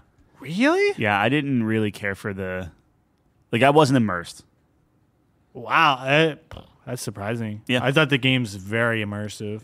I completely understand that like way of thinking. For me personally, I wasn't like I want to learn every little bit of it and understand all the stuff going on and whatnot. I don't know. Yeah, maybe I wasn't. I don't know. I don't think I was as into the lore bit of it, but I think that's. I don't know. I guess it's a different type of immersion. Like I was super like, I've bought all the apartments, so you can buy apartments now. Yeah. Oh, it's so awesome! I make my little coffee in the morning, and I go out, and it gives you like an XP boost. So there's like an incentive to do stuff like that, to like go to bed at night and stuff. See, that feels like a Red Dead type thing. It's awesome. Like I get a health boost for taking a shower every morning. It's like, so I have like my little routine, and I park my cars at different places, and that. I don't know. It's immersive. I'm a huge nerd when it comes to it. I have all my outfits. I'll put on a new outfit every day. Huh. I get really sucked into it. I don't know. It's weird because I think if it was like a perpetual game, so if you're talking about something like Stardew Valley, or you're talking about something like a Diablo, or you're talking about something like a Destiny, or something where doing that gives you the boost but you're going to just be playing this game forever. Yeah. Right? It just keeps going. Yeah. It's weird for me to want to do that when I know there's like an end to the game, or like a cap to the game, where I'm like, I'm doing this, but it's just prolonged. Like there's still a definitive end. Yeah. I don't know if I'm sure that's just my own sense. Subjective way of doing it, where like I am not propelled to interact with the world in that way. Yeah. Because I'm like, I'm beating this game. There's an end, and I'm done with this game. Sure. But if it's like this like game as a service, or this perpetual thing, then I will like. I mean, Diablo's the same thing with like, I'm gonna do this. I'm gonna pop a potion here to give me the XP boost to do blah blah blah. Like I'll do all that. Same with Destiny, and Stardew Valley is like, okay, I'm gonna check the TV and see what the weather is tomorrow so I can plan or whatever. Like I don't know. Anyway, sorry, that was I think it makes sense. I just get sucked into it. That's awesome because to me, it's like it's an action game, it's a narrative game, but it's also like I play it kind of like a life sim game a little bit. And that's what I'm saying. I find that fun. Part. Yeah. Like, oh man, it's kind of like a GTA. Like, oh, look at all my cars, look at all my houses, look at like. But even GTA, doesn't GTA have like a perpetual thing, or like when you beat? Oh, for sure, yeah. No, GTA, yeah, you can. Yeah. So I can 100%. I can even wrap my head around that, and collecting cars and stuff. Like I don't know, like No, I get you. I don't know. It really grabs me, I guess. I think that I should have I think it's just like the my computer forced it through and I played it, but it was glitchy. It didn't perform super well. So like everything was turned down low and different things. So I think like now that I actually can play it and it looks good, like it looks so much better than it did when I played it. Fantastic. And it runs really well. So like maybe I would be more inclined to like take it slow and do the, but like I think it looks timing wise, I don't think I have time to play it. Yeah. I mean, I'm gonna end up playing it, but it's just like there's too much. Like I really want to play Alan Wake because I never played the first one. Everyone gave it such rave reviews. I'm gonna skip that one. I don't know what it is. I have no interest. I don't even like. I know it's a popular game. I know people like it, but I'm just like, because it's like a horror game or a thriller or something. So the only reason why I'm even giving it the time of day is I really liked Control, and I thought they did a really good job Made with by it. the same people. Yeah, so I'm like, well, okay, I'll. Are those who made the first Alan Wake too? Yeah. Okay. Yeah. Interesting. Yeah, I remember Control was good. I didn't play it, but I heard good things about Control is very fun.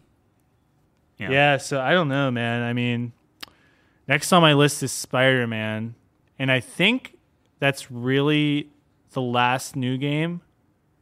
I have a couple backlog things I need to take care of, but so I should have like 2 months or like a month and a half to like I have to crush clean through everything Spider-Man because it's like you have Wizard with a Gun coming out because I got to do my Dude, I indie think you titles can finish right. Spider-Man in a week. Yeah, but I want to. If I enjoy the game, I'm gonna like do everything in it too. So like, I think that's 2 weeks tops, which is good because it's like I think it's I short. gotta move. So that's a thing. But it's like I got to do that. Wizard with a Gun is out. Endless Dungeon is out. So Dungeon and Endless. There's Endless Dungeon, which is like a top-down twin stick thing that I'm like, I'd like this type of games. Okay. There's freaking what's the Life or City Skyline 2. Oh, you're gonna play that? Yeah, I played the first one. I liked it. Oh, really? Yeah. I thought we were watching the thing on that, and we were all memeing on it. I mean, it looks cool. I didn't know you were into those kind of games. I'm not, but I play them. Like, okay. there are days when I wake up, the first thing I think about is, man, purple mattress is the worst mattress. And then the second thing I think of, that's right, is you were gonna bury John. I could. Yeah. Oh yeah, that's right. We never did last week. Think about Harvin every morning. We buried him in the beginning. And now I feel bad for the guy. Yeah. Sorry, John. No. First thing I think when I wake up, say, I'm in so much pain. No, but no, there are times when I'll just randomly feel like, oh man, I could go for like just a chill, like it's like raining outside or something. It's like the Saturday or Friday night or something. I'm like, I could do a Sim City and just play all night and just play a Sim City. Yeah. So John, we played Diablo last night and we got John. So Kyle's at level 100. He already maxed out his character. Wow. I just hit 90. John, I think, hit 60. So we're trying to like usher him along and like kind of level him up, get him all this gear and stuff. And we did a run of every world boss, or not world boss, but like every main boss in Diablo. So we're just running around like killing all these guys that drop a lot of loot. And it's like 3 a.m, right? So like John's tired. He was like, I'm gonna go to bed. Like that was like 2 hours ago or something. Because Diablo, there's always one more thing to do. And it's just like we just kept just ribbing on him for like, oh, there's electricity on the ground. Hey, John, don't step on the electricity. He just keeps dying because like he's so low level. It's just like a one-hit kill. Oh no! And it's just like, oh, I'm dead. And we have to get him up. It's like, okay, now careful. It's like, bam, he instantly dies again. We were giving him a hard time, but I like John. John's awesome. He's all right. He's fun. I'm glad you guys are enjoying Diablo, dude. It's awesome. Yeah, I think Kyle's probably going to be done here in a little bit because as soon as he's done with the season, I feel like the allure is going to be gone. But it seems like he liked it though. He's already 100, right? Oh yeah. I mean, we were 45 or whatever the first night. You know, like we blew through it. That's awesome. Diablo's back. What a great time. I would say, yeah. Actually, like this season is a great, and it's going through January, so like you got plenty of time to play it. What a roller coaster. Yeah, like game came out, so hype. Yep. Season 1, trash game. Is this season 2? Yeah, season 2. Season 2, game saved. Game resuscitated for sure. Like that's great. Like, dude, like a month ago or 2 months ago or whatever, we were like, this game's dead. I had zero. I uninstalled it. Like I had zero will to play it. Yeah. But when the game came out, it was like, dude, this game's awesome. It was fun. Yeah. Maybe not. I don't know. No. I'm I thought saying we were like, saying we were. People People were high on it, right? It was it was good, yeah. but like season. So just to be clear, season 2 isn't like it's back to where it launched. Season 2 so is no. Oh, we're higher. It's so much better. Yeah, like I said, yeah. like season 0, like the launch. Yep. I gave it an 80 personally, and I'm talking. I skewed it more towards end content and different things like that, but I gave it an 80. Wasn't it like an 89? Yeah. Well, now I have it. Like now I'm at. What did I give it? Like 88. 84? Yeah, I think we gave it 84 total. I had fun with it. I don't know. Yeah, well, you were looking at it from the campaign and everything too, Yeah. and meanwhile I'm looking at it end game. Like, what do you do at the end? There's so much blood. So much better now.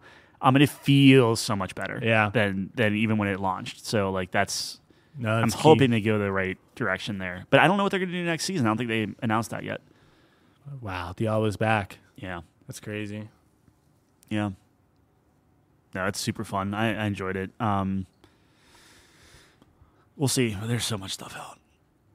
I'm close to being good for the year. Spider-Man. Yeah, we got to take a look. I need to play those League of Legends games pretty badly. That's just out of principle, man. It's out of principle. If you're gonna start with sure. one, maybe start with the other. I'm gonna do the Don't Silas one for sure. Yeah, don't do conversions. Or that is Silas. No, No, that's the Silas other- is Mage Seeker. Convergence is Echo. do Mage Seeker first, and then we covered them both. So if you don't get to Exactly. conversions, we're good. Exactly. Convergence is definitely more up your alley to the Yes, easily. what are those games called? Side scrollers, Side scrollers. little Metroidvania platformers. Yeah. Those are not me at all. But the Silas one is really short too, which I'm like, yes. Everyone hates that. They're like, oh, this game's. I'm like, Short dude, games, awesome. as long as it's good, Yeah. I don't mind if it's short. You know what I might pick up over Black Friday? Uh-oh. I might do Immortals. Huh? I might do Immortals. That's Immortals? 40% off already. Yeah, Immortals of Avrium or whatever that magic Oh, that's shooter. right. That didn't like- get great. I think that's a No, people were like, "This is cool," boring. but it's just like a normal. Why would you want to do shooter. that? I I feel like you I got feel- so much on your list, man. know, but I feel bad because not bad to buy it, but it's just like I feel bad because it's like they tried stuff. For me, it's like if you try something different, if you try to do something, I will always give credit for that. Or it's like, okay, like yeah, it might be people could play safe and be a really polished game, but then it's just like, okay, it's the same thing. But if you swing for the fences and like it doesn't land or whatever, it's just like whatever. Like tried. yeah, and a lot of the issues that people had playing that game were from like controller and stuff, where like technically PC kind of circumvents that, where they were saying like to swap magics, you have to always swap in order. You can't just skip to the magic that you're using. And on PC, PC, just tap a button and you're there. Yeah. So I think I might be able to Okay. skip through Well, that. let me know how that goes, man. It's on the bottom of my list, so if I get there, I get there. But I still need to play Assassin's Creed, so it's like I try, dude. Ubisoft, fix your freaking Ubisoft Plus. I can't do it, and I'm not paying $50 for that game. Well, you're talking about Mirage. I'm talking about Odyssey. Well, But, you're talking about the best Assassin's Creed game, and I'm talking about something that not was. even close to true. It is the highest rated Assassin's Creed game. Depending on what you look at. Sure. Did you review the poll that I sent you? Oh well, people don't know what. Oh yeah, the people who fucking play the game. You're right. I don't know what we're talking about. Uh-huh. Odyssey is the best gameplay. Odyssey was not even close on that list. It was Assassin's Creed, Brotherhood, I think, was the best, which is the correct answer. You play okay, so then let's do it this way. Go play Brotherhood. No. Play No. 2 hours of Brotherhood. I've played Brotherhood. Play 2 hours it's in of my Brotherhood. brain. No. Then go play 2 hours of Odyssey, and you tell me which game's better. No, that's not how it works. There is not. I have the there is memories. not- I have the memories. I know exactly what that game is. It was great. There was is fantastic. nothing in Brotherhood that The is online. not in I can't Odyssey and recreate not the better. online experience. I can't recreate that. That's true. That was a whole element to that game, man. Still some of the most fun online play I've ever I had. completely agree with you. It's like there's just no other game like that. Tricking someone, like disguising as someone else as like just a guard and just shitting on someone, dude, and they're just raging. That was just the most fun mind games. Awesome game, dude. Completely agree. Yeah. Better than Odyssey. Yeah, I don't know. Odyssey is better. Dude, it's newer. It's newer. It feels it's a better newer. Yeah. It's newer. I'll give you that. It's a newer game. You're discrediting old games because they're old. No, I'm being very transparent that I like You hated the gameplay. Assassin's Creed Brotherhood. No, I like you Brotherhood's it's the worst game of all time. And I've said this before. If you're talking classic Assassin's Creed, yeah. Brotherhood is What's classic, like so 1 through Animus stuff. Like it still has the real world stuff. It still has that backstory so it's 1 before through they destroyed Revelations is the classic saga? I would say 1 through. No, because Revelations, I would say 3 and 4, and honestly, probably Unity and Syndicate all fall under that classic Assassin's Creed games. But that's all old school style stuff, and they kind of eventually evolve. So then you have Origins, Odyssey, right. Valhalla, and now this one kind of goes back. So maybe it's just the 3 from. Does this one have Animus stuff? The newest one? Yeah, I don't know. Okay. Odyssey has Animus stuff, but like it's so minuscule. This is like after the fact. Like they just gave up. They didn't know where it was going. Odyssey's like more like fantastical though, right? Ish, yeah. See, I was never a fan of that. But it's Assassin's Creed. They're all fantastical. It's all gods and I hated those parts. Yeah, but that's not. That I would argue that there's more of that in the original Assassin's Creed than there is in Odyssey. Yeah, but that's always like at the end. Yeah. I don't know, dude. I just I hated the Animus stuff, and then I hated like the only fantastical thing about Odyssey is the fact that you have a spear that you can throw and teleport to. No, and it's awesome. Don't you like meet gods and shit? It's awesome. If you get like, that's expansion stuff. Yeah. Okay, yeah. Well, there's none of that in the original Assassin's Creed. You meet gods in Assassin's Creed. Yeah, but you don't teleport. You don't fucking shoot. No, laser but you beams can out of your also eyes. dive off a 10-foot or a 10-story tower into a bale of hay, and you're fine. And you're fine. But that's at least feasible. Like, no, it's teleporting's not. No, it's not. Yes, it is. You cannot jump off a building into. I'm not saying you can do hay. it. I'm saying that physics explains that you would fall into the bale of hay. Yeah, like that's a cartoony. Like yeah, I can wrap my head around that. Teleporting's like this is now sci-fi. Or magic. No, think about it. Think about it. How does physics explain that? Think about it like you're throwing it, and it's the gameplay. It's like the suspension of disbelief where suspension of disbelief is pretend he's he really survived fast. Because of the bale of hay was so soft. That's the suspension of disbelief. The teleporting is like this doesn't make just pretend sense. He's really fast. He's so assassinating. So he's a superhero. Yeah, he's so assassinating. What's more realistic? No, get the fuck out of here. I don't know. I would say Odyssey's more realistic because if you're a superhero, you can jump into bales of hay. I hate you. Anyway, so I got to play that. You can Spartan kick people off of cliffs. Dude, I'm not saying it's not cool. I'm just saying it's not as real grounded as the old ones. I will absolutely give you that. It's a different game. Yeah. But I think it's a more fun gameplay. You just don't like Assassin's Creed. I love Assassin's Creed. No, I played every single one. You don't love it. I played every single one. That doesn't mean anything. That means that's the completionist in you. No. Yes. No, I never said I beat every single one. It doesn't matter. You feel obligated to play every one now. You know in your heart that's why you're doing them. No, I like stealth games. You know this. Yeah, you do like stealth games. Yeah. Best stealth game of all time? Man. Assassin's Creed Odyssey. Do you count Batman? Do you count Batman? Sure. Assassin's Creed Odyssey is in consideration? The stealth is that good? Yes. Are you serious? Dude, you can literally go in and kill everyone in an entire encampment without, like, the whole point of that is you have to go in and start picking off, like, all the high value, like, not high value targets, but, like, the ones that are going to give you problems. Yeah. So, like, you basically just go on the perimeter and just start, like, just nicking people off, and then eventually you make, like, this spiral. So it's like, hey, I'm taking out all the archers on I'm making this up, but like all the archers on the wall, and now I'm going in and now I'm looking for like the biggest dudes, and like as soon as they break away, boom, stab, throw in a hay bale. Now I don't have to worry about you like setting an alarm. Then you have to like sneak up to the alarm and cut it so like they can't raise Reminds me of extra like guys. Fallout. Well, it has a really big or Far Cry. I mean, not Fallout. Far Cry, where it's like kind of. Remember Far Cry 4? Like whittle stuff down. You'd have like bases. Yep. And they were all unique. Those were the most fun, dude. Well, that's what you do in this. Is like you have to take all that out, and then you basically claim it for either Athens or Sparta. Just like Far Cry. Yeah. It's awesome. It's just one of those things like as you're doing this, let's say somebody sounds an alarm or something. Yeah. There's the whole Lord of the Rings system with like the Nemesis system. So it's like you're a mercenary.